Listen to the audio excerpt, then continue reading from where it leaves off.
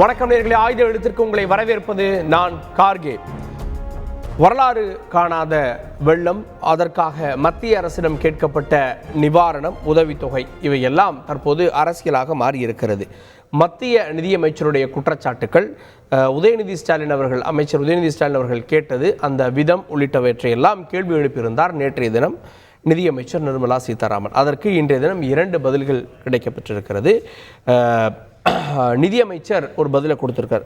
ஒன்றிய அமைச்சருடைய இந்த எரிச்சல் மொழி அப்படின்றது எதிரி நாட்டின் மேலே போர் தொடுக்கிற மாதிரியான மொழியாக இருக்கிறது. இது ஒட்டுமொத்த தமிழகத்தை அவமதிக்கக்கூடிய, தமிழ்நாட்டு மக்களை அவமானப்படுத்தக்கூடிய செயல் அப்படின்ற விமர்சனத்தை வைத்திருக்கிறார். நீங்கள் சென்னைக்கு வந்தீங்களே, ஏன் வெள்ளத்தை பார்வையிட வரல அப்படின்ற எதிர்கேள்விகளையும் அவர் கேட்டிருக்கிறார்.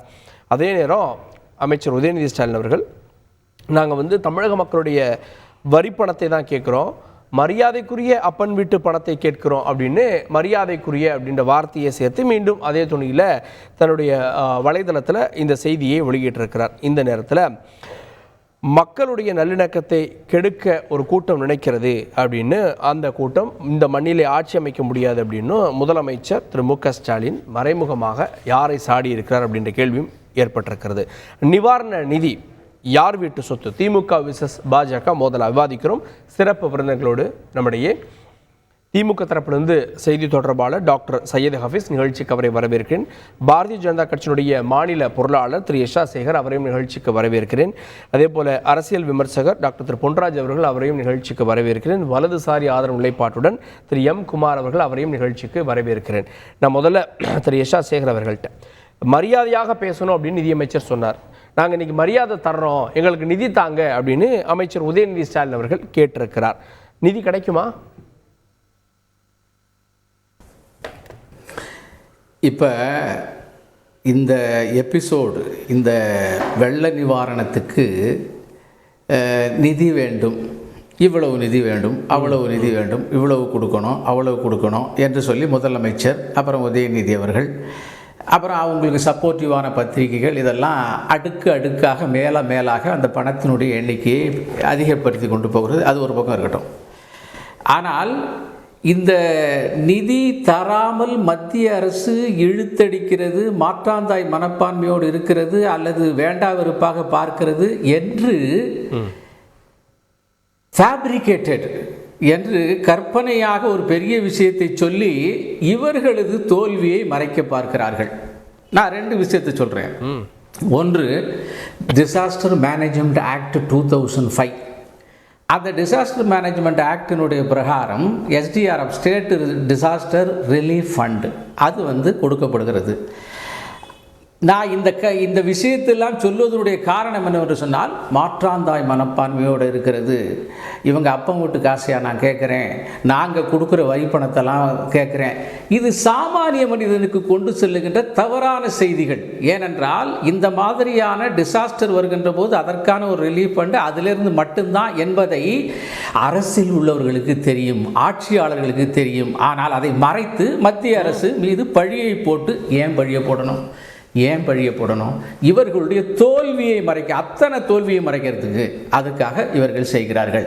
இப்போ அந்த SDRF, டிசாஸ்டர் மேனேஜ்மெண்ட் ஆக்ட் பிரகாரம் என்ன, 75% மத்திய அரசினுடைய நிதி, 25% ஸ்டேட்டினுடைய நிதி.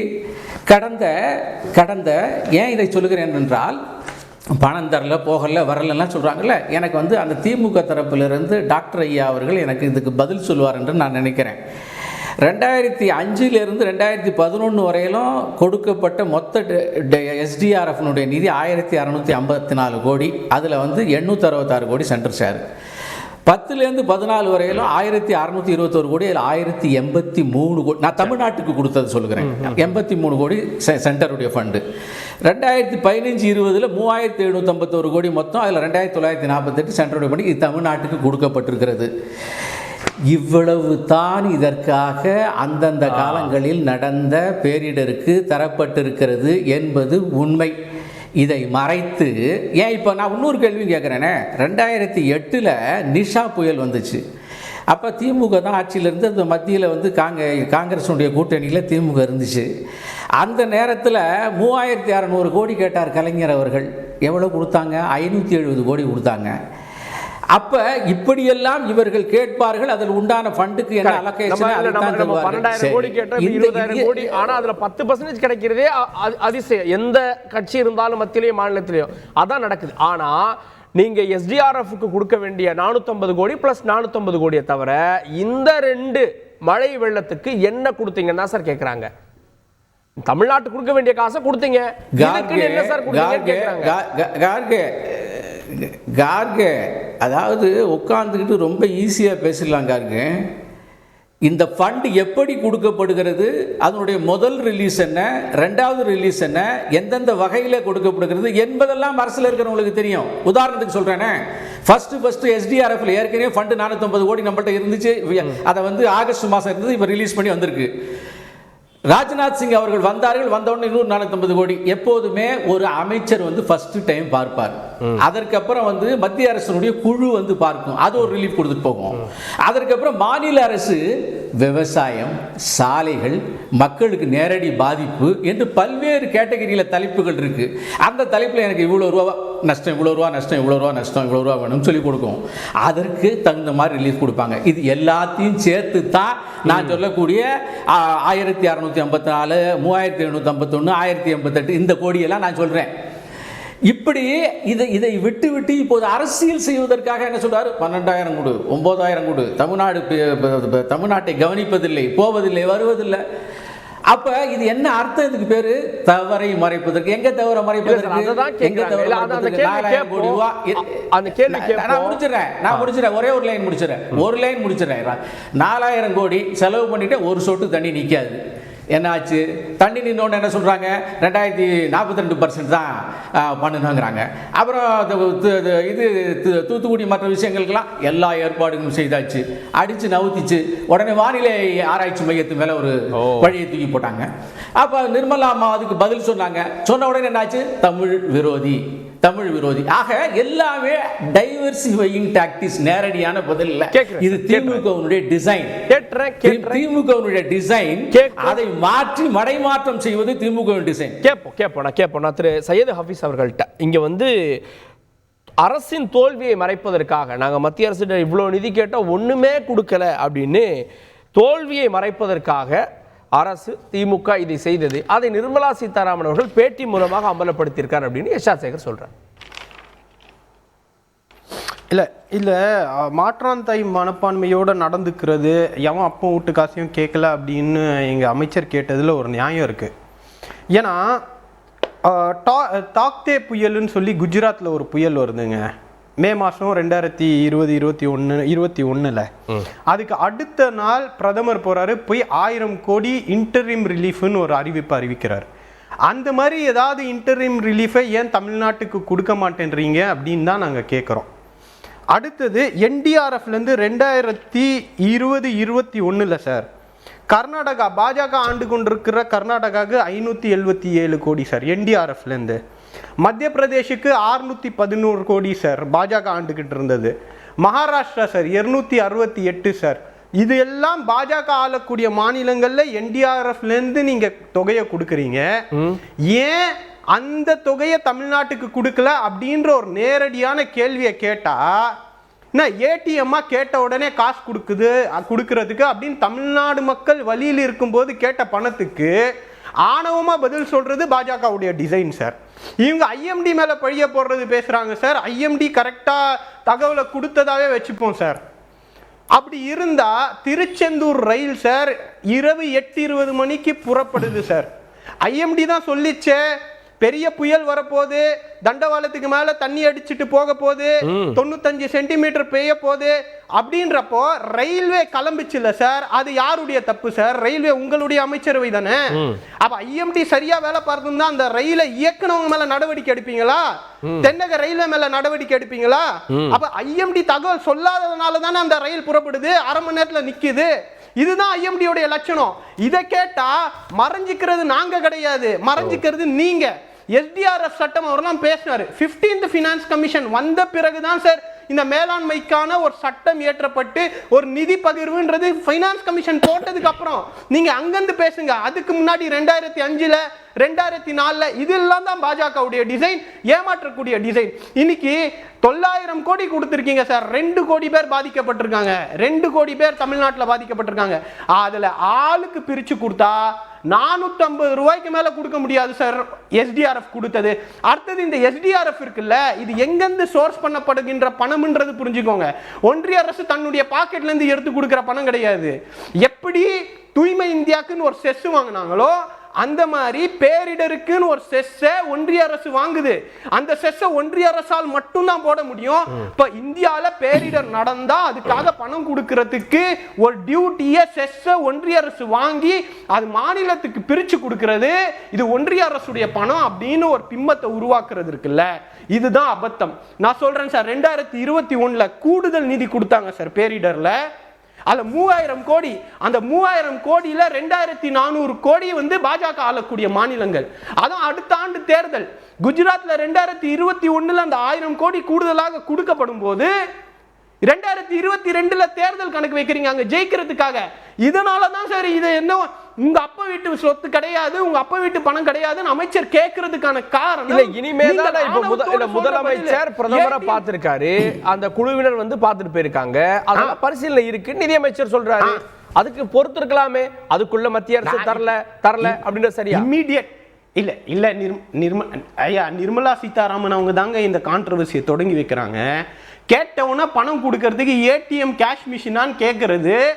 நாங்க கொடுத்த வரியை கேட்கிறோங்க. நாங்க கொடுத்த வரியை தமிழ்நாடு மக்கள் பாதிக்கப்பட்டிருக்கும் போது, வீடு இல்லாம சாப்பாடு இல்லாம தவிக்கும் போது அவங்களை மீட்டெடுக்கிறதுக்காக பணத்தை கொடுங்கன்னு கேட்கறது. இது ஒண்ணு கேட்ட உடனே கொடுக்கறதுக்கு ஏடிஎம் கேஷ் மிஷின் இல்லைன்னா குஜராத்துக்கு எப்படி கொடுக்க முடியுது, மகாராஷ்டிராக்கு எப்படி கொடுக்க முடியுது? கேக்குறேன். என்டிஎம்எஃப் பத்தி பேசுறாங்க. 561 கோடி ரூபாய் கொடுத்திருக்கோம்னு. ஒரே நிமிஷம் முடிச்சிடுறேன் கார்கே. 561 கோடி வந்து மேலாண்மை நிதியை கொடுத்திருக்கோம், மேலாண்மை பண்ணுங்கன்னு. சிஏஜி சொன்ன துவாரகா சாலை திட்டம் பாஜக கட்டக்கூடிய திட்டத்தின்படி கட்டுனா 1 கிலோமீட்டர் 250 கிலோமீட்டர், 2.5 கிலோமீட்டருக்கு மேலே கொடுக்க முடியாது. அப்ப தொகையை வந்து பாதிக்கப்பட்ட ஒரு குடிமகனுக்கு வெறும் 450 ரூபாய் தான் எஸ்டிஆர்எஃப்ல இருந்து நீங்க கொடுத்திருக்கீங்க. ஆனா பேசுறது எல்லாமே அவ்வளவு கொடுத்துட்டோம் இவ்வளவு கொடுத்துட்டோம் அப்படின்னு மிகைப்படுத்தக்கூடிய அந்த டிசைன் பாஜகவுடைய டிசைன். திரு எஸ்.ஆர். சேகர் அவர் கேட்கிறார், நீங்க தான் எல்லா அலர்ட்டும் கொடுத்தாச்சு நிதியமைச்சர் சொல்றாரு, மாநில அரசு தூங்கிருச்சுன்னு ஏறக்குறைய சொல்றாரு. என்டிஆர்எஃப்லாம் போனதுக்கு அப்புறம் தான் மாநில அமைச்சர்கள்லாம் வந்தாங்கன்னு. ரயில் ஏன் சார் நடுவழியில் நின்றுச்சு? அதைத்தான் நான் கேட்குறேன் கார்கே. ரயில் நடுவில் நின்னதை வச்சு இந்த எஸ்டிஆர்எஃப் ரிலீஃபை பற்றி டைவர்ஷன் பண்றாரு பாருங்க திமுக. துவாரகா சாலையை வச்சு டைவர்ஷன் பண்றாங்க.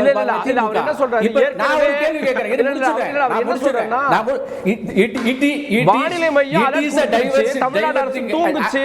அப்படின்னு தான் யாருக்கும் நிதியமைச்சர் சொல்றாரு. அப்ப அலர்ட் கொடுத்துச்சுல மத்திய அரசு ரயில நிப்பாட்டிருக்கலாமே சார். இல்ல நான் கேட்கிறேன், அதை பத்தி நீங்க ஏன் கவலைப்படுறீங்க? நான் இப்போ ஒரே ஒரு விஷயம் கேட்கிறேன், அதுக்கு பதில் சொல்லுங்க. 2005ல இந்த டிசாஸ்டர் மேனேஜ்மெண்ட் ஆக்ட் கொண்டு வந்தது யாரு? அப்போது யார் மத்திய அரசிலே அதிகாரத்தோடு இருந்தார்கள், கூட்டணியில இருந்தார்கள்? 2008ல வந்த நீஷா புயல்ல 3600 கோடி 570 கோடி எத்தனை நாள் கழிச்சு கொடுத்தார்கள்? ஏன் எஸ்டிஆர்எஃப்க்கு ரயில்வேக்கு என்ன சம்பந்தம்? எஸ்டிஆர்எஃப்ல இருக்கக்கூடிய இந்த தமிழ்நாட்டின் பிரச்சனையை ஒரு ரயில்வே ஸ்டேஷன்ல அடக்க முயற்சிப்பது ஏன்? நான் கேக்குறேன். ரயில்வே ஸ்டேஷன்ல ஐஎம்டி சரியா வேலை செஞ்சதுனா நடத்துறீங்கன்னா உங்களுடைய தோல்வியை ஒத்துக்கொள்ளுங்கள். கார்கே ஒரே ஒரு விஷயம் கார்கே இல்ல ஒரு விஷயம் கார்கே இல்ல கேள்வி புரியுது. பேசட்டும், நான் நேரத்தை கொடுங்க. நான் நேரத்தை கொடுங்க. கார்கே இப்ப நான் வந்து அவருடைய இதுல குறுக்கிடல, திரும்ப பேசுறேன். குறுக்கிடல. ரெண்டாவது கார்கே வந்து ஒரு நெறியாளராக இருக்க வேண்டும், தவிர ஒரு பார்ட்டிசிபெண்டா இருக்க கூடாது. நீங்க நான் சொல்வதை கேட்டுட்டு அப்புறம் என்ற கேள்வி கேளுங்க. அவருடைய கேள்வி தான் உங்க நான் கேக்குறேன். பண்ணிட்டு இருந்தீங்க, அர்த்தமே இல்ல. இல்ல அவருடைய கேள்வி நான் இப்ப சொல்றேன் கேளுங்க. 2005ல நான் முடிச்சிடுறேன். 2005ல இந்த ஆக்ட கொண்டு வந்தது யார்? திமுக. அந்த ஆக்டினுடைய ஷரத்துக்கள் என்ன? ஷரத்துக்கள் என்ன? முன்னாள் இதற்கு முன்னால் நடந்த டிசாஸ்டர்லாம் எப்போ இப்படிலாம் நடந்துச்சு, அதில் எவ்வளோ பாதிப்பு, அதில் நோமன்கிளேச்சர் சொல்கிறாங்க என்னென்ன கண்டிஷன், பரப்பளவு, மாநிலத்தினுடைய பரப்பளவு என்ன, மாநிலத்தினுடைய மக்கள் தொகை என்ன, டிசாஸ்டர் ரிஸ்க் இண்டெக்ஸ் என்று ஒரு இண்டெக்ஸை உருவாக்கி அதில் எவ்வளோ இருக்கு, இந்த மாதிரி கண்டிஷனை எல்லாம் உருவாக்கி போட்டது யார்? திராவிட முன்னேற்ற கழகம். கையெழுத்து போட்டார்கள், சட்டத்தை கொண்டு வந்தார்கள். 2009 அப்ப சும்மா தூங்கிட்டு இருந்தாங்களா? வெறுமை கையெழுத்து போட்டாங்களா? சிறிய குறிச்சீடு மட்டும் இதுல போட்ட விட்டாங்களா? ஓகே, இத்தனை கண்டிஷன் போட்டது திமுக அப்படின்றார் சார். திமுக அங்க வைக்கிட்ட மத்திய அரசு எங்க வரி பணம் பேசி பேசுறது? ஒரே நிமிஷம் தெரியும் சார். சட்டத்தை கொண்டு வந்துட்டு எங்க வரி பணம் எப்படி பேசுறது? ஒரே நிமிஷம் கார்கே, எனக்கு நேரத்தை கொடுங்க. இதே ரெகுலேஷன் இருக்கும் போதுதான் உங்களுடைய ஒன்றிய அரசு நீங்கள் ஆளக்கூடிய மாநிலங்களுக்கு கூடுதல் தொகை கொடுத்துச்சு. அது எப்படி முடியுதுன்ற கேள்விக்கு பதில் சொல்லுங்க. ஆதாரபூர்வமாக சொல்கிறேன் இல்லை. வரேன் சார், வரேன்.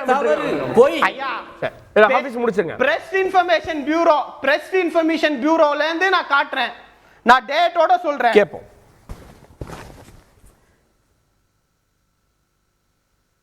ஆபீஸ் இருக்கீங்களா? ஓகே, நான் வரேன். ஓகே, இருக்கு. அதான் நான் சொல்லிட்டேனே, நான் ஆதாரத்தோட நான் சொல்றேன். நான் வரேன். இது நடந்திருக்கிறது. ஓகே, 3000 கோடியில 2400 கோடி. கேப்போம். இன்னும் டீட்டெயிலாக நம்ம பேசுறோம். திரு பொன்ராஜ் அவர்கள்ட்ட தேசிய பேரிடராக அறிவிக்கக்கூடிய நடைமுறையே இல்லை அப்படின்றார் நிதியமைச்சர். அப்போ இந்த என்டிஆர்எஃப் ஃபண்ட் அப்படின்னு ஒன்று இருக்கு, அது எப்படி எடுக்கப்படும், அது எப்படி செலவழிக்கப்படும், இல்லை அவங்க சொல்ற மாதிரி பாஜக ஆளு மாநிலங்களுக்கு மட்டும் சிறப்பு சலுகை காட்டப்படுகிறதா? அதாவதுங்க, இந்த தேசிய பேரிடர் மேலாண்மை ஆக்ட் படி இந்த எஸ்டிஆர்எஃப் அண்ட் என்டிஆர்எஃப் வந்து இந்த 2 ஃபண்டை உருவாக்கியிருக்காங்க. State disaster response fund, national disaster response fund. இது ஸ்டேட் வந்து 75% சென்ட்ரல் கவர்மெண்ட்டும் 25% ஸ்டேட் கவர்மெண்ட்டும் கான்ட்ரிபியூட் பண்ணணும் அதுக்கு. ஸோ இந்த எஸ்டிஆர்எஃப் ஃபண்ட் வந்து always available for the state government's disposal. எப்படி? With reference to the approved items and the norms of the SDRF. இப்போ என்னது அப்படின்னா, எஸ்டிஆர்எஃப்ல இருக்கக்கூடிய ஃபண்டு எதுக்கெல்லாம் வந்து சென்ட்ரல் கவர்மெண்ட் அப்ரூவ் பண்ணுதோ அதுக்கு மட்டும்தான் செலவிடப்பட வேண்டும். அதுக்கு என்னென்ன அப்ரூவ் பண்ணதோ அதுக்கு மட்டும் தான் செலவிடப்பட வேண்டும் என்ற விதி இருக்கு. அப்ப இந்த எஸ்டிஆர்எஃப் ஃபண்டுக்கு வந்து அதனுடைய இப்ப அவங்க கொடுத்துருக்காங்களே 900 கோடி வந்து இந்த புயல் இந்த வெள்ளத்துக்கு, இந்த 2023 வெள்ளத்துக்கு ரிலீஸ் பண்ண ஃபண்டு கிடையாது. ஏற்கனவே பெண்டிங்ல இருக்கக்கூடிய ஃபண்டை வந்து ரிலீஸ் பண்ணியிருக்காங்க. வித் ரைடரோட ரிலீஸ் பண்ணியிருக்காங்களா அப்படின்னா அதுவும் கிடையாது. என்ன ரைடரு? இந்த ஃபண்டை வந்து 900 கோடி கொடுத்துருக்கோம், இதை வந்து நீங்க இந்த ஃபண்டுக்காக யூஸ் பண்ணிக்கோங்க, நாங்க பழைய ஃபண்டை நாங்க அப்புறம் கொடுக்குறோம் அப்படின்னு ஏதாவது ரிலீஸ் பண்ணிருக்காங்களான்னா நிதியமைச்சர் அதை செய்யல. ஆனா உள்ள வந்து என்ன சொல்லி ஏமாத்தி இருக்காரு நிதியமைச்சர் அப்படின்னா, அவர் வந்து நாங்க உடனடியா ஃபண்டை ரிலீஸ் பண்ணிட்டோம், 900 கோடி ரிலீஸ் பண்ணிட்டோம், நான் சொன்ன உடனே ஹோம் மினிஸ்டர் ரிலீஸ் பண்ணிட்டாரு, உடனே கூப்பிட்டு ரிலீஸ் பண்ணிட்டாரு அப்படின்னா இது வந்து டோட்டலா மக்களை ஏமாற்றக்கூடிய செயல். இதுல என்ன அப்படின்னா, என்ன ஏமாற்றுவது அப்படின்றத சொல்றேன். ஏன் சொல்றேன் அப்படின்னா, இது வந்து என்டிஆர்எஃப் எஸ்டிஆர்எஃப் ஃபண்டு வந்து யூஸ் பண்ண முடியாத நிலையில இது சிவியர் கண்டிஷன்ல சிவியர் டிசாஸ்டர் வந்து சிவியர் நேச்சரா இருந்துச்சு அப்படின்னா இதை வந்து என்டிஆர்எஃப்ல இருந்து ஃபண்டு வாங்கலாம், ஃபண்டு கேட்கலாம் என்பதுதான் விதி. அப்ப சிவியர் நேச்சர் தான். இப்ப வந்து சென்னையில நடந்தது சிவியர் நேச்சர், தூத்துக்குடி திருநெல்வேலி நடந்தது சிவியர் நேச்சர்ல சொல்லுவீங்களா இல்ல சாதாரணம் சொல்லுவீங்களா? அப்ப ஒரு வருடத்திற்கு பெய்ய வேண்டிய மழை 2 இடத்துலயும் ஒரே நாள்ல பெய்திருக்கிறது. அப்ப இது சிவியர் நேச்சர் தானே. இதைத்தான் வந்து தமிழக அரசு மத்திய அரசுகிட்ட கேட்கிறாங்க. இது என்டிஆர்எஃப்ல இருந்து எங்களுக்கு ஃபண்டு கொடுங்கன்னு கேட்கறாங்க. நீங்க வந்து நான் ஏற்கனவே இருந்த நிலுவைத் தொகை 900 கோடியை நாங்க ரிலீஸ் பண்ணிட்டோம் அப்படின்னா நீங்க அதை இந்த நிவாரண நிதிக்கு யூஸ் பண்ணலாம்னு சொல்லி அப்ரூவல் கொடுத்து ரிலீஸ் பண்ணிருக்கீங்களா அப்படின்றத நிர்மலா சீதாராமன் ஏன் விளக்கவில்லை? அப்ப விளக்காம நாங்க ஃபண்ட் ரிலீஸ் பண்ணிட்டோம்னு யாரை ஏமாத்த பாக்குறாரு அவரு அப்படின்ற கேள்வி வருமா இல்லையா? அப்ப ஒரு நிதியமைச்சரா இருந்துகிட்டு அவர் வந்து அவருக்கு ப்ரொசீஜர் தெரியாம பேசுறாரா இல்ல தெரிஞ்சுக்கிட்டே வந்து அரசியல் பண்றாரா என்ற கேள்விக்கு அவர் தான் பதில் சொல்லணும். இல்ல இந்த தேசிய பேரிடர் அப்படின்ற அறிவிக்கக்கூடிய முறை இருக்கா இல்லையா? ஏன்னா முன்பெல்லாம் அப்படி இல்லவே இல்லைங்க, நாங்க உத்தரகண்டைக்கே அறிவிக்கலைங்க அப்படின்றாங்க. அப்ப ஒட்டுமொத்த இந்தியாவும் வெள்ளத்துல மூழ்கணும், ஒட்டுமொத்த இந்தியாவுக்கு சுனாமி அடிக்கணும், ஒட்டுமொத்த இந்தியாவுக்கும் புயல் அடிக்கணுமா? அப்பதான் சொல்லுவாங்களா தேசிய பேரிடர்னு? எப்ப சொல்லுவாங்க? இப்ப ஒரு நாட்டுல ஒரு இடத்துலதான் புயல் அடிக்கும், ஒரு இடத்துல சுனாமி வரும், ஒரு இடத்துல வெள்ளம் வரும், ஒரு இடத்துல வறட்சி வரும், ஒரு இடத்துல ஹீட் வேவ் வரும்.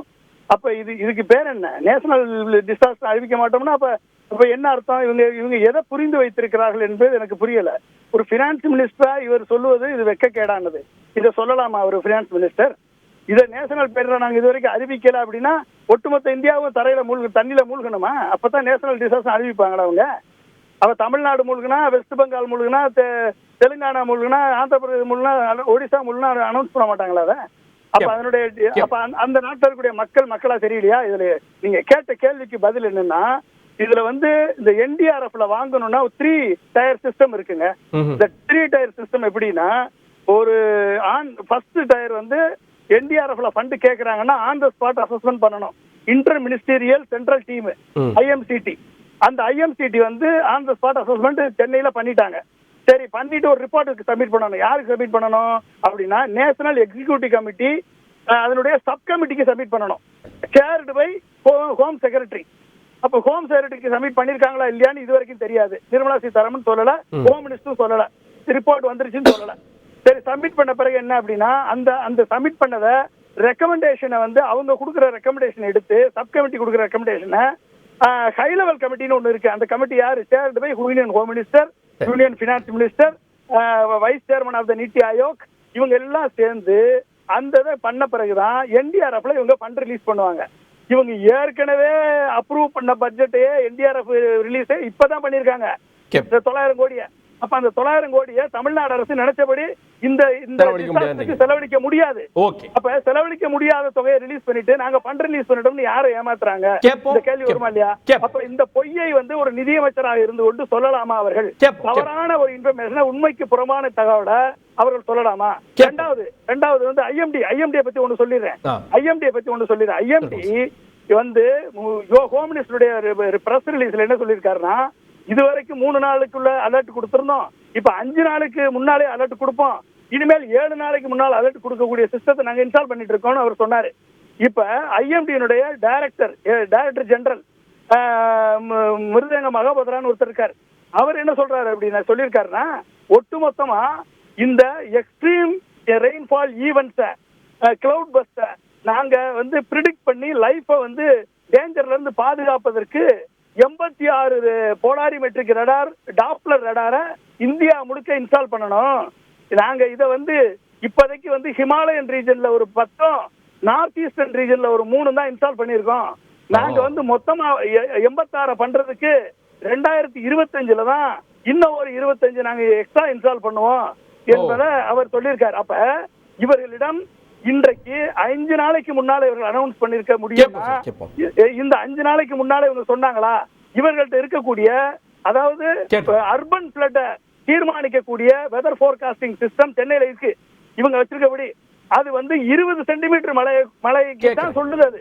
அப்ப அதுக்கு மேல பெய்யக்கூடிய மழையை சொல்லுவதற்கு ஐஎம்டி டெக்னாலஜி இல்ல, சிஸ்டம் இல்ல, டாப்ளர் ரடார் இல்ல. இதை செய்வதற்கு நாங்க $23 பில்லியன் அலாட் பண்ணிருக்கோம்னு சென்ட்ரல் கவர்மெண்ட் போய் யுனைடெட் நேஷன்ஸ்ல போய் சொல்லிட்டு வந்துச்சே, ஏன் செய்யல? ஐஎம்டியை பத்தி இவர்கள் சொன்னதும் பொய், இந்த பணத்தை பத்தி ரிலீஸ் பண்ணதும் பொய். இந்த பொய்யை ஒரு நிதியமைச்சர் சொல்வது உண்மையிலே வருத்தத்திற்குரியது. ஓகே, கேப்போம். இதுல தமிழக நிதியமைச்சர் சொல்லக்கூடியது, தமிழக மக்களையே அவமதித்து விட்டார் மத்திய நிதியமைச்சர் அப்படின்னு கேட்கலாம். நிவாரண நிதி யார் வீட்டு சொத்து? திமுக விசஸ் பாஜக. திரு எம் குமார் அவர்கள்ட்ட பாஜக மாநில தலைவர் சொல்றாரு, 6000 ரூபாய் நிவாரண நிதி எல்லாம் பத்தாது, 10,000 ரூபாய் கொடுங்க அப்படின்றாரு. மாநில அரசு இப்ப நாங்க எங்கிட்ட இருக்க நிதியை வச்சு நாங்க 6000 கொடுக்குறோன்றாங்க. மத்திய அரசு ஏதாவது நிதி கொடுத்தா 10,000 கொடுக்க முடியும். 10,000 கொடுக்கணும்ன்றாங்களே, நிதி அவசர நிதி ஏதாவது விடுவிக்கணும்ல? அதாவது எது நடந்தாலும் ஊருக்கு எளியவன் யாரு? பிள்ளையார் கோயில் ஆண்டிம்பாங்க கிராமத்துல. எது நடந்தாலும் மத்திய அரசை குறை சொல்வதை மாநில அரசு பழக்கமாக வைத்திருக்கிறது. அது எனக்கு அது அவங்க சொல்ற, அதாவது மத்திய அரசும் மாநில அரசும் ஒண்ணுக்கு நல்ல டேர்ம்ஸ்ல இருந்து மக்களுக்கு நல்ல இந்த மாதிரி காலகட்டங்கள்ல, இக்கட்டான ஒரு சூழ்நிலைகள்ல பார்த்து பாராம செய்யறதுக்கு ஒரு ஆர்வத்தை தூண்டுறதுக்கு மத்திய அரசுக்கு மாநில அரசு அந்த வேலையை செய்யணும். ஆனா தமிழ்நாட்டுல ரொம்ப வினோதமா இருக்கிறது. ஒரு ஒரு ஒரு ஒரு ஒரு பேரழிவு ஏற்பட்டிருக்கிறது. அதற்காக மத்திய குழு வந்திருக்கிறது. அந்த மத்திய குழு கூட இங்க வந்து பார்த்துட்டு அவங்க இங்க இங்க நம்ம சென்னையில நடந்த முதல் இன்சிடென்ட்ல எல்லாரும் என்ன மக்கள் எல்லாம் எல்லாரும் பேட்டி கொடுத்துக்கிட்டு இருந்தாங்க யூடியூப்ல. அங்க தண்ணி வந்துட்டு இங்க தண்ணி வந்துட்டு அரசு சரியா கவனிக்கல, 4000 கோடி என்ன ஆச்சுன்னாங்க. இதெல்லாம் கூட அவங்க காதுல வாங்காம அவங்க நல்லபடியா தான் தமிழக அரசு நல்லா மேனேஜ்மெண்ட் பண்ணியிருக்காங்கன்னு தான் அவங்க ரிப்போர்ட் கொடுத்துருக்காங்க. இதுல இருந்து ஒரு அந்த மத்திய அரசுக்கு எந்த விதமான ஒரு உள்நோக்கம் இல்லைங்கிறத நம்ம புரிஞ்சுக்கணும். அடுத்தபடியாக மழை வந்துவிட்டு என்று சொன்னால் உடனே வானிலை ஆய்வு மையம் ஒரு 5-6 வருஷத்துக்கு முன்னால் இருக்கிறத விட இப்ப எவ்வளவோ பெட்டரா இருக்கிறது. அது ஏற்கனவே சொல்லி இருந்தது. ஏற்கனவே சென்னையில மழை வந்திருக்கும் போதே மழை இருக்கும் போதே அடுத்தால ஒரு 5-6 நாளைக்கு முன்னால கனமழை இருக்கிறது, மிக கனமழை இருக்கும், 25 சென்டிமீட்டருக்கு மேற்பட்டு அதிகப்படியான மழை இருக்கும் என்று சொல்லி இருக்கிறது. ரொம்ப துல்லியமா சொல்ற அளவுக்கு நம்மகிட்ட டெக்னாலஜி இருக்கிற டெக்னாலஜியை வந்து மேக்ஸிமம் எப்படி சொல்ல அதுதான் சார் கேக்குறாங்க. 20 சென்டிமீட்டருக்கு மேல அதிக மழை சொல்லுவாங்க. 95 சென்டிமீட்டர் 20 சென்டிமீட்டர் ஒண்ணா சார்? இல்ல அதுக்கு அதாவது அவங்கள்ட்ட ஒரு அந்த அறிவிப்பை கொடுத்துட்டு தமிழ்நாடு அரசு தயாரா இல்லைன்னு சொல்றீங்களேன்னு கேக்குறாங்க. இல்ல அப்படியெல்லாம் பழி போடக்கூடாதுங்க. அவங்களுடைய இன்ட்ரெஸ்ட நம்ம குறைக்க கூடாது. அதாவது நமக்கு நம்ம சுதந்திரம் வந்து இன்னைக்கு 47 சுதந்திரம் வந்தாலும் இத்தனை வருஷம் நாட்டை ஆண்டு இருக்கிறோம். இந்த தண்ணிகள் எப்படி உற்பத்தி ஆகுது? இப்ப திருநெல்வேலியில் ஃபிளட்டுக்கு என்ன காரணம்? எனக்கு திருநெல்வேலி தான், எனக்கு சொந்த ஊர் திருநெல்வேலி. எங்க வீடு வாசல் எல்லாரும் தண்ணிகளை தான் இருந்து இப்ப இதான் ட்ரை ஆகிட்டு இருக்கு. இப்போ காரணம் என்ன? காரணம் ஆற்றுப்படுகைகள் வருஷம் மழை வருதோ வரலையோ அது ரெகுலரா ரொட்டீன் ஒர்க்கா பண்ணி அந்த தூர் வாடுறது, அந்த செடி கொடிகளை வெட்டி அகற்றுறது, இதெல்லாம் மத்திய அரசு மாநில அரசு தான் செய்யணும். இதெல்லாம் பராமரிக்கிற வேலையை ரெகுலரா பண்ணி இருந்தா இந்த பிரச்சனை வராது. தண்ணி எவ்வளவு தண்ணி வந்தாலும் கடலுக்குள்ள போயிடும். அப்படியே இதெல்லாம் அங்கங்க குறுக்கீடு இருப்பதனால் மிக அதிகப்பட்ட தண்ணி ஒரே நாள்ல ஒரு ஒரு 24 மணி நேரத்துல 24 மணி நேரம் நம்ம 30 மணி நேரம் 28 மணி நேரத்துல என்ன ஆகுதுன்னா ஓவர் மழை வந்த உடனே அழுத்தமா வந்த உடனே திக்கா வந்த உடனே அந்த தண்ணி வந்து ஃப்ளோ இல்லாம அங்கங்க உடைஞ்சி டேமேஜ் ஏற்படுத்திடுறது, ஊருக்குள்ள வந்துடுறது. ஒவ்வொரு தாமிரபரணி பக்கத்துல 3 கிலோமீட்டருக்கு அந்த பக்கம் தண்ணி இந்த பக்கம் தண்ணி, அந்த பக்கம் இருக்கிற வீடுகள் எல்லா கட்டடங்களும் தண்ணிக்குள்ள மாட்டிக்குது. அப்ப இதுக்கெல்லாம் காரணம் என்னன்னா அந்த ஏரிகளை ஒழுங்கா தூர்வாராகாம அதை கண்டுக்காம விட்டுட்டதுனால. காமராஜர் இருந்தார் ஆட்சியில, அவர் இருக்கும் போது அவரு நம்ம ஆட்சிக்கு வரணும்னு சொல்லிட்டு எதையும் பண்ணல. அவர் என்ன நினைச்சாரு? ஸ்கூல் வேணும்னாரு, நான் பிச்சை எடுத்து வந்தாரு ஸ்கூல்ல நடத்துவேன்னு ஸ்கூல் ஆரம்பித்தார். அதே போல டேம்கள் அவர் காலத்துல கட்டப்பட்ட டேம் எவ்வளவு டேம் கட்டினாரு, அது திரும்ப அவருக்கு மக்கள் ஓட்டு போடல, தோத்து போயிட்டாரு. நான் என்ன சொல்ல வரேன்னா அரசியல் கண்ணோட்டத்தோட மட்டுமே பார்க்கிற ஒரு சூழல் தமிழ்நாட்டில் இருக்கிறது. தமிழக அரசியல் மாநில அரசியல் இருக்கிறது. அதை முதல்ல நீக்கிட்டு மக்களுக்கு நல்லதை செய்யணும். நாம நாளைக்கு இருக்கமோ இல்லையோ, நாம ஆட்சியில இருக்குமோ இல்லையோ, எந்த கட்சி வந்தாலும் மக்களுக்கு நல்லது நடக்கணுங்கிற ஒரு நல்ல எண்ணத்தை அரசியல் தலைவர்கள் கொண்டு வந்தால்தான் நிரந்தரமான இதுக்கு தீர்வு கிடைக்கும். நிரந்தர தீர்வு சொல்றீங்க. இப்போ அவங்க கேக்குறது என்ன தெரியுமா? இப்ப கேக்குறது நீங்க நிதி கொடுங்காம இருங்க சார். இது வந்து வலியோடு தமிழக மக்கள் இருக்கக்கூடிய இந்த சூழல்ல நிதியமைச்சருடைய பேச்சு மக்களை அவமானப்படுத்துகிறது. இது வந்து ஆணவமான பதில் அப்படின்றாங்க. ஏங்க எடுத்த எடுப்புல பேட்டா உங்க அக்கௌண்ட் சொத்தான்னு பேசலாமாங்க? ஒரு நாகரிகம். அவரு டான் பாஸ்கோல மத்திய அரசு ஏடிஎம்னு கேட்டாங்களே சார். இருங்க சகோதரர் உதயநிதி டான் பாஸ்கோ ஸ்கூல்ல படித்தவர். அவர் படித்த காலத்துல அவரு யார்கிட்டயும் அதிகமா பேச மாட்டார். அவருடைய நண்பர்கள் எனக்கு 2-3 நல்ல க்ளோஸ் ஃப்ரெண்ட்ஸ், அவங்க சொன்னாங்க உதயநிதி இப்படி பேசவே மாட்டாரு. ஸ்கூல்ல வந்தா யார்ட்டையும் லாபி கூட வச்சுக்க மாட்டார், ஃப்ரெண்ட்ஷிப் கூட கிடையாது, யார்ட்டையும் ஜாஸ்தி பேச மாட்டார். அவர் ஏன் இப்படி பேசுறாரு? யாரோ சொல்லி கொடுத்து பேசுறாருன்னு தான் சொல்றாங்க. அப்படி பேசவே கூடாதுன்றனா. ஏடிஎம் மிஷினாங்கிறதுக்கு என்ன காரணம்னா இருங்க ஏடிஎம் மிஷின் அவங்க ஏன் சொல்றாங்கன்னா இருங்க கொஞ்சம் இருங்க. ஏடிஎம் மிஷின் ஏன் சொன்னாங்கன்னா ஒரு ஒரு ஒரு சப்மிஷன் எப்படி கொடுக்கணும், என்னென்ன டீடைல் தான் அதை கொடுத்து அதை அவங்க அப்ரூவ் பண்ற மாதிரி இருந்தா தான் அதை உடனே பண்ண முடியும். எனக்கு வெள்ளம் வந்து உடனே கொடுங்கன்னா அது எல்லாமே ஒரு லீகலைஸ் ஆயிருக்கிற ஒரு காலகட்டத்துல அதுக்கு தகுந்த மாதிரி கொடுத்தா தான் அவங்க பண்ண முடியும். அதனால அவங்க அந்த டென்ஷன்ல சொன்ன வார்த்தையை தவிர அதுக்கும் உங்க அப்பா விட்டு சொத்தா யார் அப்பா விட்டு சொத்துன்னு இப்படிதான் பேசலாமா? உரிமையில பேசலாமா? அவங்கள்ட்ட தான் நம்ம எதுக்கு எடுத்தாலும் நம்ம 25% நம்ம போடுறோம், 75% அவங்க போடுறாங்க மத்திய அரசு. அப்ப நம்ம அதை அனுசரிச்சு தானே கேட்கணும். இந்தியாவுக்கு 28 மாநிலமும் 8 யூனியன் டெரிட்டரி எல்லாத்தையும் மெயின்டைன் பண்ணணும். கொடுத்தது வந்து மத்திய அரசுடைய பணமே கிடையாது அப்படின்றாரு சார். எங்க இல்ல அதை ஏற்கனவே கொடுக்க வேண்டியது, அதான் ஏற்கனவே கொடுக்கறத கொடுத்திருக்காங்க. இப்போதைக்கு உடனே அதெல்லாம் routine process sir, routine process. கொடுத்திருக்காங்க, அடுத்தல கொடுப்பாங்க. கேட்கிற முறை சரியான கேட்கிறாரு. ஒரே ஒரு மட்டும் சொல்லிடுறேன். என்டிஆர் அறிவிக்கணும்னு சொல்லிட்டு நண்பர் பொன்ராஜ் அவர்கள் சொன்னார்கள். என்டிஆர் எப்படி அறிவிக்க முடியும்? 2021 சுனாமி வந்து, சுனாமில என்டிஆர் 2000 சுனாமில இது கோவிட் வந்தது. கோவிட் தான் நேஷனல் டிசாஸ்டரா அறிவிச்சாங்க. அது அப்படிப்பட்ட அந்த மாதிரி ஒரு சூழ்நிலை இருந்தால் மட்டும்தான் அதை அறிவிக்கணும்னு இருக்கிறது.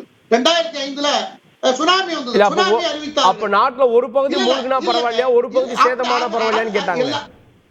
எல்லாத்துக்கும் ஒரு வரையறை வைத்திருக்கிறார்கள். 2005 நம்மளுடைய எஸ்ஆர் சேகர் அவர்கள் அழகா சொன்னார்கள். 2005 அதுக்கு ஒரு ஆக்ட கொண்டு வந்தாங்க. அந்த ஆக்ட கொண்டு வந்ததும் டிஎம்கே காங்கிரஸ் தான். அந்த ஆக்ட தான் இந்த அரசு ஃபாலோ பண்ணிட்டு இருக்கு. புதுசா சட்ட திருத்தம் எதுவும் பண்ணல, அதைத்தான் ஃபாலோ பண்ணிட்டு இருக்காங்க. அதனால பழிய சுமத்து, நான் என்ன சொல்றேன்னா, மாற்றாந்தாய் மனப்பான்மைய நம்ம டிவி விவாதத்திலே வர்றவங்க எல்லாம் சண்டையை தான் மூட்டி விடுறாங்க. அதாவது உதயநிதி இன்னும் 4 வாட்டி கேட்கிற முறை சரியான்னு கேட்கிறாங்க. கேட்கிற முறை சரியா, நம்ம நிதி கேட்கிற மாதிரி கேட்கிறோமா இல்ல வந்து சண்டை வலிக்கிற மாதிரி கேட்கிறோமான்னு கேட்கிறாங்க சார். நிதியமைச்சரை தான் கேட்கிறாங்க. இல்ல கார்கே, அதாவது நீங்க இல்ல ஹாஃபிஸ் முடிச்சிருக்கோம். ஒரு நிமிஷம் குமார் சார், ஒரு நிமிஷம் ஹாஃபிஸ். நான் இப்போ எஸ்ஆர் சேகர் என்ன சொன்னார்ல, ஆதாரப்பூர்வமா சொல்றேன் அந்த மாதிரி நடக்கலன்னு. நான் உங்களுக்கும் குறிப்பு அமைச்சிருக்கேன். உள்துறை அமைச்சர்களுடைய MHA.ndm வெப்சைட்லேருந்து நான் டேட்டா எடுத்து தரேன். NDRF 2021-22க்கான நிதி குஜராத்துக்கு தந்தது 1000 கோடி. அதை அடுத்த நாளே போய் இன்டரிம் ரிலீஃப்னு பிரதமர் அறிவிச்சார். அந்த அறிவிப்பு இவங்கெல்லாம் சொல்றாங்கல்ல 2005 சட்டத்தை கொண்டு வந்தாங்க, அந்த சட்டம் 2021 இருந்துச்சு. பிரதமர் இமிடியேட் ரிலீஃபாக குஜராத்துக்கு 1000 கோடி அறிவித்த போது இந்த சட்டம் இருந்துச்சு. இதை நீங்க எங்களுக்கு கொடுங்க அப்படின்னு பல கோரிக்கைகள் வைத்த பிறகு பத்திரிகையாளர்கள் கேட்கிறாங்க, பணம் பத்தல, பணம் கொடுங்க, மாநில அரசு கேட்குதே, தமிழ்நாடு அரசு கேட்குதே அப்படின்னு கேட்கும்போது இது என்ன ஏடிஎம்மா கேட்டவுடனே எடுத்து கொடுக்கறதுக்கு அப்படின்னு சொன்னதுடைய பிரதிபலிப்பு தான் இந்த பதில். நீங்க அங்கிருந்து தான் இந்த லாஜிக்கை எடுக்கணும். இவர் சொல்லிட்டாருன்னு சொல்றாங்கல்ல, அப்ப ஏடிஎம்ல இருந்து காசு சொல்றதுன்றது இன்னும் அதை விட அபத்தமான வாதம். அதை தொடங்கி வச்சது ஒன்றிய நிதி அமைச்சர். நான் கேட்கிறேன் திரும்ப ஏங்க, நான் இந்த ஆதாரத்தை கொடுத்து குஜராத்துக்கு பிரதமர் உடனடியாக 1000 கோடி அறிவிக்க முடியும் இந்த சட்டங்கள் இருக்கும் போது, 2005 இந்த ஆக்ட் எல்லாம் சொல்றீங்கல்ல கரெக்ட். அப்படி இருக்கும் போது என்டிஆர்எஃப் 2வது நாள் என்டிஆர்எஃப்ல இருந்து 1000 கோடி குஜராத்துக்கு பிரதமர் தராரு. அந்த மாதிரி நமக்கு கொடுங்க அப்படின்னு கேட்கும் போது ஒரு ஆணவத்தோடு பதில் சொல்லக்கூடிய நிதி அமைச்சரை பார்த்து நாங்க திரும்பி கேள்வி கேட்க கூடாது அப்படின்னு சொல்றது என்ன மனநிலை? நான் ஐஎம்டி அந்த ரயில்வே வந்து ரயில்வேக்கும் எஸ்டிஆர்எஃப்ஐயும் சம்மந்தப்படுத்தி பேசல. நான் சொல்றேன் ஐஎம்டி சரியாக கணிக்கவில்லை அப்படின்னு நாங்க சொல்றோம். எங்களுக்கும் நீங்க சொல்லல, மாநில அரசுக்கும் ஐஎம்டி ஒழுங்கா தகவல் சொல்லல, ரயில்வேக்கும் ஒழுங்கா தகவல் சொல்லல. சொல்லியிருந்தா இன்னும் நாங்க தயாரிப்பு செஞ்சிருப்போம். ரயில்வேக்கும் ஒழுங்கா சொல்லியிருந்தா ரயில் புறப்பட்டு இருக்காது. இதுதான் நான் வைக்கக்கூடிய, ஏன்னா ஐஎம்டி மேல பழிய போடாதீங்கன்னு எஸ்ஆர் சேகர் சொன்னாரு. அப்ப நாங்க பழிய போடலன்னு ஃபேக்ட சொல்றோம். ஐஎம்டி கணிக்க தவறியதை எல்லாரும் ஒத்துக்கிறாங்க, பாஜக ஒத்துக்கோங்க, அது நமக்கான லிமிடேஷன்ஸ், அதையும் ஒத்துக்கிறோம். ஆனா ஐஎம்டி மேல பழிய போடுறதுக்கு எங்களுக்கு நோக்கம் கிடையாது. நீங்க தான் அரசியல் செய்றீங்க. ஏன்னா சென்னை வெள்ளம் வந்த பிறகு 3வது நாள் அண்ணாமலையுடைய பேட்டி என்ன, பெரும்பாலான சென்னை மீண்டு விட்டதுன்னு. அப்புறம் உடனே திரும்ப யூட்டன் அடிக்கிறீங்க, இல்ல இல்ல இன்னும் மூழ்கி இருக்குது.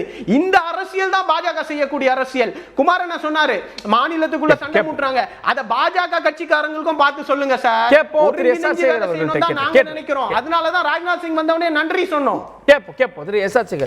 நிதியமைச்சர், மத்திய நிதியமைச்சர் மயிலாப்பூர் வந்தார். அப்படியே சென்னையில மற்ற பகுதிகளை பார்க்கலாமே அப்படின்னு தமிழக நிதியமைச்சர் கேட்கிறார். ஏன் மத்திய அமைச்சர்களா வரல, ராஜ்நாத் சிங்கை தாண்டி ஏன் பிரதமர் வரலன்னு கேட்கிறாங்க சார்.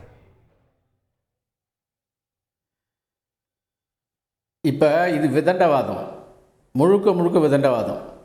இந்த தமிழ்நாட்டில் மெட்ராஸில் வெள்ளம் வந்து பாதிப்பு ஏற்பட்ட 3வது நாள் 4வது நாள் மத்தியில் இருக்கக்கூடிய சென்ட்ரல் கேபினெட் கோர் கமிட்டியில் இருக்கக்கூடிய சீனியர் மோஸ்ட் அமைச்சர், பிஎம்முக்கு அடுத்தபடியாக இருக்கக்கூடிய ராஜ்நாத் சிங், அவரை உடனே அனுப்பிச்சு வச்சோம். பிஎம்முக்கு வேறு ப்ரோக்ராம், நிறையா ப்ரோக்ராம் இருக்குது. 2வது மத்திய அரசின் சார்பில் ஒரு senior most responsible person, the signal is centre வந்து இது மேலே கன்சர்னாக இருக்குன்னு காண்பிப்பது. அதே மாதிரி ராஜ்நாத் சிங் வந்தார். அப்புறம் வேற யார் வேணும்? நீங்கள் நினைக்கிற மந்திரியை தான் அனுப்பணுமா? நீங்கள் நினைக்கிற நேரத்துக்கு தான் அனுப்பணுமா?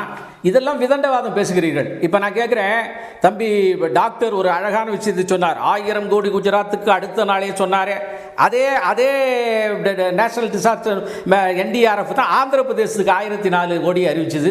எங்கள் கட்சி இல்லை. அங்கே ராஜஸ்தானுக்கு 1949 கோடி, எங்கள் கட்சி இல்லை. ஒரிசாக்கு 3294 கோடி, எங்கள் கட்சி இல்லை. பீகாருக்கு 1255 + 953 கோடி அறிவிச்சது, எங்கள் கட்சி இல்லை. ஆனால் தமிழ்நாட்டுக்கு ஏற்கனவே நான் முதல் சுற்றி சொன்ன அதே தகவலை திரும்ப கேளுங்க. அதாவது தமிழ்நாட்டுக்கு 286 கோடி 213 கோடி அறிவித்தது 19, 20, 2021. அந்த ஏற்கனவே மாநிலத்தினுடைய சூழல், மாநிலத்தினுடைய தேவை, இவைகளை பொறுத்து. ரெண்டாவது, நீங்க நம்மளுடைய மேடம் நிர்மலா சீதாராமன் அவர்கள் ஏடிஎம்மான்னு கேட்டீங்க. இது ஒன் சைடட் ஸ்டேட்மெண்ட். நீங்க என்ன சொன்னீங்க? இன்னைக்கு காலையிலே வரணும், நாளைக்கு காலையிலே வரணும், ஏன் இன்னும் பணம் வரல? எந்த காலத்தில் சார் இதே மாதிரியான நேஷனல் டிசாஸ்டர் மேனேஜ்மெண்ட் அல்லது SDRF பணம் எந்த காலத்தில் 2005 ஆரம்பிச்சு நீங்க 4 தடவை மத்தியில் இருந்த காலத்தில் எந்த காலத்தில் அடுத்த நாளைக்கு வந்துச்சு தெரியாதா? அது அசஸ்மெண்ட் கொடுத்து அதுக்கான நேரம் எடுத்து அப்புறம் தானே வந்திருக்கு. இப்ப திடீர்னு ஒரே நாள் காலையில வரணும் நீங்க சொல்வது, நீங்கள் பேசுவது விதண்டவாதம் என்பதாலே தான் ATM கேட்டு முடிக்கிறேன் நான். அதாவது உங்க மேல உங்களுக்கு நம்பிக்கை இருந்துச்சுன்னா நான் முடிச்ச உடனே பேசுறேன். எங்க நடந்திருக்கு திரும்ப நான் ஆதாரத்தை சொன்ன பிறகு எங்க நடந்திருக்குன்னு கேக்குறதுனால நான் குறுக்கிட வேண்டியதா இருக்கு. சரி, ஓகே. அதத்தான் கேக்குறேன். நீங்க உங்களுடைய மாநிலத்துக்கு அறிவிச்சிட்டீங்கன்னு சொன்னீங்கல்ல, எங்களுடைய மாநிலம் இல்லாத மற்ற மாநிலங்களுக்கு கொடுத்துருக்குங்கிறது சேர்த்து சொல்றேன்ல, அதையே அது கண்ணிலே பட மாட்டேங்குது, அதையே காதல விட மாட்டேங்குது, அதையும் சேர்த்து கேளுங்க. ஆகவே நீங்கள் 5 வருஷம் சேர்த்து ஒரே அறிவிச்சாங்க என்னைக்கு பணம் போச்சு கிடையாது. என்னைக்கு சார் பாருங்க, நான் ஒரு கேள்வி கேட்கிறேன் உங்கள்ட்ட. அந்த அறிவிப்பை இப்ப கொடுங்க, கேளுங்க. மொத்த விஷயத்தை அந்த அறிவிப்பை ஐயா நான் கேக்குற ஒரு கேள்வி. கார்கே ஒரு நிமிஷம் ஆபீஸ் ஒரு நிமிஷம் நான் நிறுத்திக்கிறேன். ஆபீஸ் ஒரு நிமிஷம் கார்கே அவரே பேசிட்டு இருக்கட்டும். அவர் மட்டும் தான் பேசிட்டு அவரே பேசிட்டு இருக்கட்டும். நான் நிறுத்திக்கிறேன். இல்ல திரேசா அவர் பேசி முடிக்கட்டும். அவர் பேசி முடிக்கட்டும். பேசிட்டார் திரேசா சேகர். அதாவது இப்ப நம்மளுடைய இந்த டோட்டல் விஷயமே திமுகவுடைய டைவர்சிஃபைங் டாக்டிக்ஸ் நான் ஏற்கனவே சொன்னேன். நான் திரும்பவும் சொல்லுகிறேன், இந்த பேரிடர் மேலாண்மையில் திராவிட முன்னேற்ற கழகத்தின் அரசு மாபெரும் தோல்வியை சந்தித்ததால் அதை மறைப்பதற்காக சார் அமைச்சர் உதயநிதி வரார், 15 அமைச்சர் சுத்தி நிற்கிறாங்க சார். மற்றவங்களுக்கு இது இடமே இல்லையா? வேற ஏரியாவே இல்லையா? அப்பீஸ்மெண்ட் பாலிசி 4000 கோடி செலவு பண்ணிட்டேன்னு சொன்ன ஒரு சொட்டு கூட தண்ணி வராதுன்னா வெள்ளமே மூழ்கி கிடக்கு வரிசையாக. இப்ப கடைசியாக நீங்க ATM கேட்டதுக்கு காரணம் என்ன? உடனே பணம் வேணும்னு. உடனே பணம் எந்த காலத்திலும் எந்த மாநிலத்துக்கு எப்போதுமே போனது இல்ல. அசஸ்மெண்ட் வந்ததுக்கு அப்புறம் தான் போயிருக்கு. தெரிஞ்சதுக்கு அப்புறம் நீங்கள் சொல்லுகிறீர்கள். அதே மாதிரி விஷயத்தை முடிச்சிடறேன். அண்ணன் பொன்ராஜுக்கு ஒரு பதில் சொல்லிடுறேன். பொன்ராஜுக்கு நீங்க தேசிய பேரிடர் என்று இல்லவே இல்லையா? அப்படி இருந்தா நாடு மூழ்கி போகுமே. அதை முழுசா நம்ம டாக்டர் தம்பிட்ட போய் கேளுங்க. அவங்க தான் தேசிய பேரிடரே இல்லைன்னு சொன்னாங்க. அவங்கள்ட்ட போய் கேளுங்க. அதுக்கப்புறம் உங்களுடைய மிக நெருங்கிய நண்பர் ப. சிதம்பரம் 2010 சொன்னார், அப்படியெல்லாம் ஒண்ணுமே கிடையாது, அப்படி அறிவிக்க முடியாதுன்னு சொன்னார். அவர்கிட்ட கேளுங்க. முள்ளிப்பந்தி ராமச்சந்திரன் சொல்லிட்டு காங்கிரஸ்ல MOS ஹோமா இருந்தார் 2013. அவர் சொன்னார், அவர்கிட்ட கேளுங்க. அந்த இந்த ஸ்டேட் டிசாஸ்டர் மேனேஜ்மெண்ட் லாவை உருவாக்குன திமுக அந்த கூட்டணியில் இருந்துச்சு, அவங்கள்ட்ட போய் கேளுங்க. ஆகவே என்பது இல்லை என்பதை இவர்களெல்லாம் ஒத்துக்கொள்கின்ற போது ஏன் எங்கள்கிட்ட கேட்கிறீங்க? ஏற்பது 21,000 கோடி ரூபாய் எவ்வளவு கிடைக்க போகிறது? அவரிடம் கேளுங்க. வைத்துக் கொண்டு அரசியல் செய்யாதீர்கள். கேட்டிருப்பது 21,000 கோடி ரூபாய் எவ்வளவு கிடைக்க போகிறது? இல்ல நிவாரண நிதி யார் வீட்டு சொத்து? திமுக விசஸ் பாஜக விவாதித்தவர்கள் திரு பொன்ராஜ் அவர்கள்ட்ட இதுவரை இப்ப நம்ம கேட்டிருப்பது 21,000 கோடி ரூபாய் தமிழ்நாடு அரசு கேட்டிருக்கிறது. ஆனா தமிழக நிதியமைச்சர் சொல்ற 450 கோடி மட்டும்தான் இப்போதைக்கு கொடுத்துருக்காங்கன்னு. கேட்டா எவ்வளவு கிடைக்கும்? இதுவரையிலான 2015 இருந்து அவங்க சொல்றது வெறும் 4.61% தான் நம்ம கேட்டதில் கிடைக்குதுன்னு. அப்ப 21,000 கோடிக்கு எவ்வளவு வரும்? இது வரைக்கும் 1,17,000 கோடி கேட்டிருக்கோம். நம்மளுக்கு கொடுத்தது 5,808 கோடி தான் கொடுத்துருக்காங்க. அப்ப இது லெஸ் தென் 5% தான். அப்ப இது மத்திய அரசை நம்பி நம்ம இருக்க முடியாது. ஏன்னா அவர்கள் கண்டிப்பாக தரமாட்டார்கள். அவர்கள் பேச்சு மட்டும்தான் அவங்க பேசுறாங்க ஒழிய அவர்கள்ட்ட இருந்து எந்த நிதியும் வராது. கிட்டத்தட்ட ஒட்டுமொத்தமா அந்த என்டிஆர்எஃப்க்கும் எஸ்டிஆர்எஃப்க்கும் நம்ம கொடுக்குற செஸ்ட் தான் அதுல போகுது. ஆனா ஒட்டுமொத்தமா செஸ்ல வரக்கூடிய அனைத்து பணத்தையும் இவங்க வெவ்வேறு துறைக்கு டைவர்ட் பண்ணிட்டாங்கன்னு கண்ட்ரோலர் ஆஃப் ஆடிட்டர் ஜெனரலுடைய அறிக்கையே சொல்லுது. அப்ப இந்த என்டிஆர்எஃப்க்கு வந்த நிதியை எவ்வளவு டைவர்ட் பண்ணிருக்காங்கன்னு இனிமே பார்த்தா தான் தெரியும். அதனால இவர்கள் குஜராத்ல பிரதமர் போய் 1000 கோடியை உடனடியா இன்ட்ரிம் ரிலீஃப்னு அனௌன்ஸ் பண்ணாரு. அவர் எஸ்ஆர் லிஸ்ட் கொடுத்தாரு, அந்த மாநிலத்துக்கு கொடுத்தாரு, இந்த மாநிலத்துக்கு கொடுத்தாரு, அந்த மாநிலத்துக்கு கொடுத்தாரு. எந்த மாநிலத்துக்கு இன்ட்ரிம் ரிலீஃப் கொடுக்கல, எல்லாமே என்டிஆர்எஃப்ல 3 டயர் சிஸ்டம் ப்ராசஸை ஃபாலோ பண்ணி அதுக்கப்புறம் லேட்டா தான் கொடுத்துருக்காங்களே ஒழிய குஜராத்துக்கு மட்டும்தான் அவர் இன்ட்ரிம் ரிலீஃப் கொடுத்துருக்காரு. அது மாதிரி தமிழ்நாட்டுக்கு இதனுடைய மக்கள் படக்கூடிய வேதனைகளை அதனுடைய சிவியாரிட்டி அறிந்து இவர்கள் ரிலீஸ் பண்ணியிருக்கணும். ஆனால் இவர்களை ரிலீஸ் பண்ணல, இவர்கள் ரிலீஸ் பண்ண மாட்டாங்க. ஆனா பினான்ஸ் மினிஸ்டருடைய உடல் மொழி, அவருடைய ஆணவம், அவருடைய அகங்காரம், அந்த மொழியோ அந்த பேச்சு, இது எல்லாமே எப்படி இருக்கு அப்படின்னா தமிழ்நாட்டு மக்களை அவமானப்படுத்துவதாகவும், தமிழ்நாட்டு மக்களை பார்த்து கேலி பேசுவதாகவும், தமிழ்நாட்டு மக்களை பார்த்து எள்ளி நயகாடுவதாகவும் இருக்கிறது. அவர் சொல்றாரு, ஒரு பினான்ஸ் மினிஸ்டர் சொல்றாரு, நான் பிஜேபியில இருந்து எனக்கு சொன்னாங்கன்னு சொல்றாரு, அதனாலதான் நான் அந்த பிரஸ் மீட்டை கொடுக்குறேன்னு சொல்றாரு. அப்ப தமிழ்நாட்டில் நடக்கக்கூடிய இந்த நிலவரத்தை ராஜ்நாத் சிங் போய் இன்டர் மினிஸ்டீரியல் சென்ட்ரல் டீம் போய் விசிட் பண்ணிட்டு வந்திருக்கு. அந்த டீம் உங்களுக்கு ரிப்போர்ட் கொடுக்கல. ஒரு பினான்ஸ் மினிஸ்டரா உங்களால தமிழ்நாடு அரசோட பேச முடியாது. ஒரு பிஜேபியில இருந்து ஒரு 3 பேர் 4 பேர் உங்களை சந்திச்சு சொல்லிட்டாங்கன்னா அவர்கள் சொன்னதை வச்சு நீங்க சொல்லுவீங்க, ஒரு பிரஸ் மீட் கொடுப்பீங்க, அதுவும் பொய்யா சொல்லுவீங்க அப்படின்னா எப்படிப்பட்ட ஒரு பினான்ஸ் மினிஸ்டர் நம்ம வச்சிருக்கோம், அப்ப பெற்றிருக்கிறோம். அவர் இவர்கிட்ட இருந்து கண்டிப்பா ஒரு 500 கோடிக்கு மேல இவர்கள் கண்டிப்பாக தரமாட்டார்கள். அதுவும் இப்போதைக்குள்ள வராது. இன்னும் 3 வருஷம் கழிச்சு அது ஒரு திடீர்னு இதே மாதிரி ஒரு வெள்ளம் வந்த பிறகு அப்புறம் இவங்களாம் கூப்பிட்டு ஹோம் மினிஸ்டர்லாம் சேர்ந்து ஒரு இதை ரிலீஸ் பண்ணுவாங்க. இதுதான் பண்ணுவாங்களுடைய. தமிழ்நாடு அரசு இனிமேல் தன்னுடைய பொருளாதாரத்தை மேம்படுத்தி இந்த மத்திய அரசை நம்பி இருக்கக்கூடாது என்ற உண்மையை உணர்ந்து கொண்டால் மட்டும்தான் இனிமேல் விடிவு காலமே கிடைக்கும் ஒழிய பிஜேபி இருக்கும் வரை தமிழ்நாட்டிற்கு எந்த வித பலனும் கிடைக்காது. ஒன்று பேச்சுவார்த்தை, வெறும் வாய் வார்த்தை, வெற்றி பேச்சு தான் கிடைக்கும், வேற எதுவும் கிடைக்காது. திரு எம் குமார் அவர்கள்ட்ட நிதியமைச்சர் பாஜக பிரதிநிதியாக பேசினார், நிதியமைச்சராக பேசல அப்படின்ற குற்றச்சாட்டையும் வைக்கிறாங்க. அதுக்கு என்ன பதில் திரு எம் குமார்? மத்திய அரசை இதுக்கு முன்னால் இருந்த கலைஞரா இருக்கட்டும், எம்ஜிஆர் அவர்களா இருக்கட்டும், அல்லது ஜெயலலிதா அவர்களா இருக்கட்டும், எல்லோருமே மத்திய அரசை அனுசரிச்சு போனாதான் மக்களுக்கு தேவையான காரியங்களை சாதிக்க முடியும்னு அவங்க பல இடத்துல பேட்டி கொடுத்துருக்காங்களே. அவங்கள விடைய நம்முடைய தற்போதைய முதலமைச்சர் பெரிய ராஜதந்திரி, மத்திய அரசு தெரிஞ்சோ தெரியாமலோ மத்தியில ஒரு அரசு ஆட்சியில் இருக்கிறது. காங்கிரசும் மாநில திமுகவும் கூட்டணியா இருக்கும்போது இயற்றப்பட்ட சட்டங்கள்ல பல சட்டங்கள் அந்த சட்டங்கள் தான் ஃபாலோ பண்ணப்படுது. அப்ப மத்திய அரசு இருக்கிற வரைக்கும் நமக்கு 1000 சித்தாந்த விரோதம் இருக்கலாம், ஆனால் மத்திய அரசு தயவின்றி நாம எதுவும் செயல்பட முடியாதுங்கிற மாதிரி தானே சட்ட உருவாக்கமே அப்படித்தானே இருக்கிறது. அப்படி இருக்கும் பொழுது மத்திய அரசு அனுசரித்து பேச வேண்டும், மத்திய அமைச்சர்களோட அனுசரித்து பேச வேண்டும். இப்ப சென்னையில் வெள்ளம் வந்த உடனே உள்துறை அமைச்சர் தான் அவரே போன் பண்ணி கேட்டார், என்ன எல்லா உதவியும் செய்யறோம்னு அவரே சொன்னார். அப்படி எல்லாம் தானே இருக்கிறது. அப்படி இருக்கும் பொழுது மத்திய அரசை எதிரியை போல, ஒரு அந்நிய நாட்டு பாகிஸ்தானியை போல பார்த்து பேசுறது, செயல்படுறது, அந்த குற்றச்சாட்டை தமிழக நிதியமைச்சர் வைக்கிறார் சார். எதிரி நாட்டு மேல போர் தொடுக்கிற மாதிரி ஆவேசமா பேசுறாரு மத்திய நிதியமைச்சர், அந்த குற்றச்சாட்டை நிர்மலா சீதாராமன் அவர்கள் மேல வைக்கிறார். அவங்களே அது காரணமே தமிழ்நாடு அரசு தானே. தமிழ்நாடு அரசு பார்வை அப்படித்தானே இருக்கு, அப்ரோச் அப்படித்தானே இருக்கிறது. அது அவங்க மட்டும் இல்ல, அதாவது முதலமைச்சர் அவருடைய மகன் மட்டுமல்ல, எல்லாரும் வர்றவங்க பேசுறவங்க இப்படிலாம் ஒரு பொறுப்போட அதை அணுகணுங்கிறது. இப்ப நண்பர் பொன்ராஜ் கூட பாருங்க, ஒரு பெரிய கொள்கையை வகுத்து வந்திருக்காரு. பாரதிய ஜனதாக்கு எதிராக வெடிச்சு கொட்டணுங்கிற நோக்கத்திலேயே பேசுறாரு. ஏன் அப்படி பேசுறாரு எனக்கு புரியல. எனக்கு நல்ல நண்பர், நான் அவருக்கு அதுக்கு மேல நான் எதுவும் சொல்ல விருப்பப்படல. சொல்றது எல்லாமே நாட்டுக்கு எதிராக தமிழகத்தை கேவலப்படுத்துற மாதிரி உங்க பினான்ஸ் மினிஸ்டர் பேசுறாரு.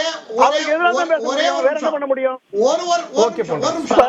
இந்தியாவுக்கு எதிராக பிஜேபி இருக்கிறது, இந்தியாவுக்கு எதிராக ஒரு பினான்ஸ் மினிஸ்டர் செயல்படுகிறார், இந்திய தத்துவத்திற்கு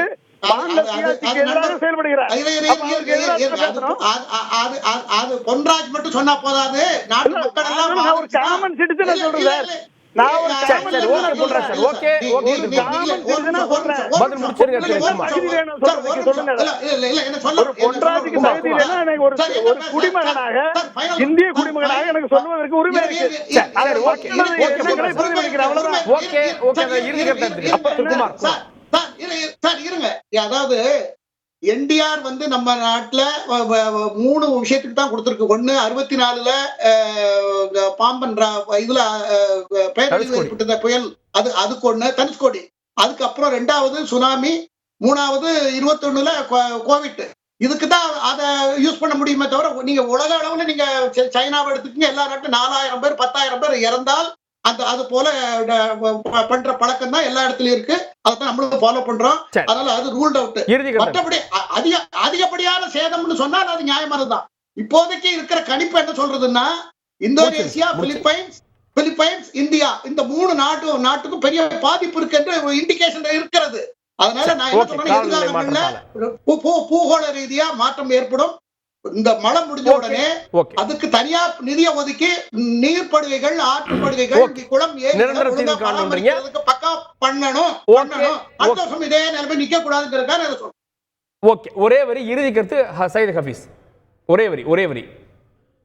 இல்ல, ஒரே வரியில முடிக்கிறேன். ஒன்றிய அரசோட நாங்க நெருக்கமா நிர்வாக ரீதியா ஒருங்கிணைச்சு போனோன்றதுக்காக தான் ராஜ்நாத் சிங் வந்த உடனே நன்றி சொல்லி மீண்டும் பிரதமரையும் சந்தித்து கடிதத்தை கொடுக்கறதுக்கு போனாங்க.